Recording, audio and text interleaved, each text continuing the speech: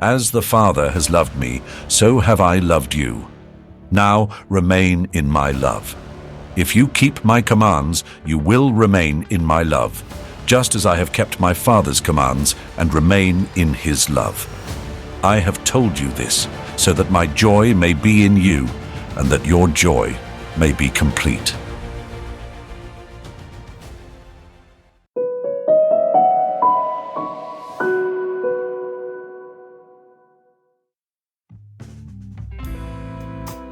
In the 15th chapter of the Gospel according to St. John, Jesus succinctly explains the meaning of the parable of the vine.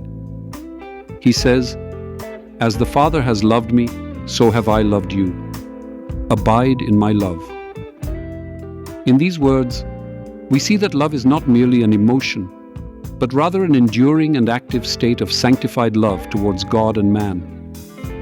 We often think of love in terms of a fleeting feeling, a variable state of brain chemistry that comes and goes. Sometimes we fear this chemical or toxic love because it harms us. We also find instances where the feeling of love is exploited to manipulate others for personal gain. Such attitudes deny the essence of true love. Christ points us towards something much deeper, true love that becomes our way of life. But what does this mean, especially in today's world where the word love is so frequently misused and misunderstood? How does the world view love? And how does Christ wish us to understand it? Jesus speaks of abiding in love, a recurring theme in his teachings. In these verses, he reveals the heart of his message. Our love should reflect his love for us, which is unconditional, constant, and filled with sacrifice. Christ's love for us is not superficial, transactional, or selfish. It is a love that sacrifices, which, as stated in the 13th chapter of the first letter to the Corinthians, seeketh not her own. Consider the example of Saint Maximilian Kolbe, who gave his life for a fellow prisoner in a German concentration camp. This was an epic act that embodied the love of Jesus, a love ready to sacrifice life for friends, as Jesus himself defined in the 15th chapter of John's Gospel. Abiding in love is not passive contentment with what we have or how we currently behave. It is an active pursuit of constant harmony with God's commandments, and this is precisely one expression of love.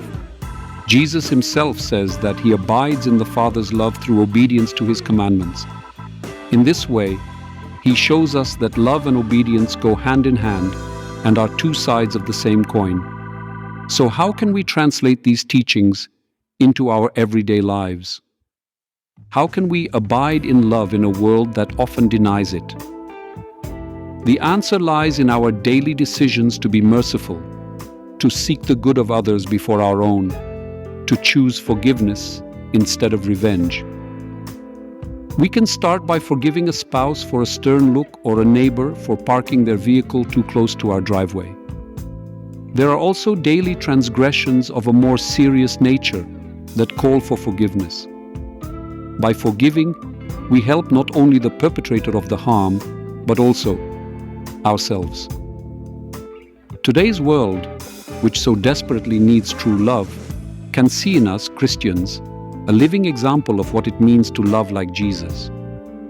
It's not about grand gestures seen on the front pages of newspapers, but about daily, small, and medium acts of love, such as patience, kindness, goodness, faithfulness, humility, and self-control. Our abiding in his love is a decision and a choice to live in closeness with God, who first loved us. Let our daily decisions and actions be a testimony of the enduring love taught by Christ.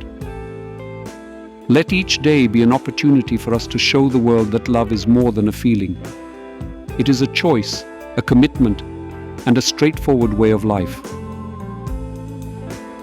Lord, bless us with a sign of your love.